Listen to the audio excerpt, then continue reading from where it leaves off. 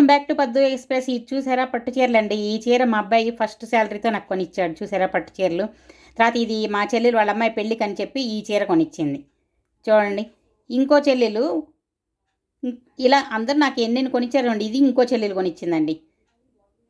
ఇది ఒక చెల్లెలు కొనిచ్చింది.